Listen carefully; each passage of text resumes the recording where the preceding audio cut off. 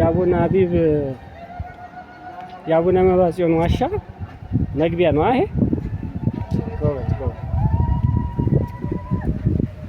በጣም ወደ ውስጥ ሲገባ ያስደምማል። ኦኬ እንዴ ይሄ ምንድን ነው?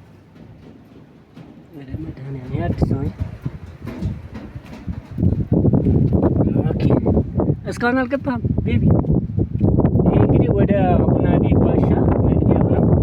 በጣም የሚያስደምም ዋሻው ራሱ ድንቅ ነው። ቅዱስ ሚካኤል ልክ ሰው ያዘጋጀው እኮ ነው መስሏ። የተፈጥሮ ነው ግን ሰው ያዘጋጀው ነው የሚመስለው።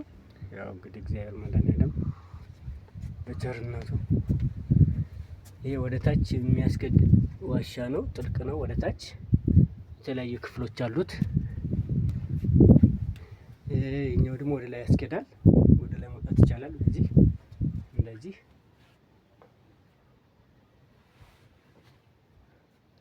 ፊት ለፊት ማዶ ታያለች መስኮት ማለት ነው። ከዋሻው ውስጥ ሆነ እስኪ ወደ ላይ ለመውጣት እንሞክር።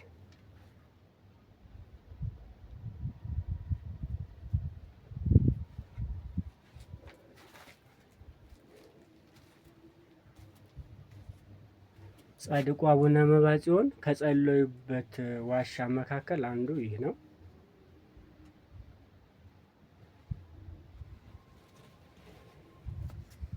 ይበቃላ ቤቢ እንውጣ። ወደ ታች መግባት ይከብዳል። ወደ ታች እንዳትገቡሽ። ይሄኛው ትንሽ እንትን ስለሚል መግባት ይቻላል፣ ግን እንትን ትላላችሁ። የመጨረሻ ታች ታያላችሁ።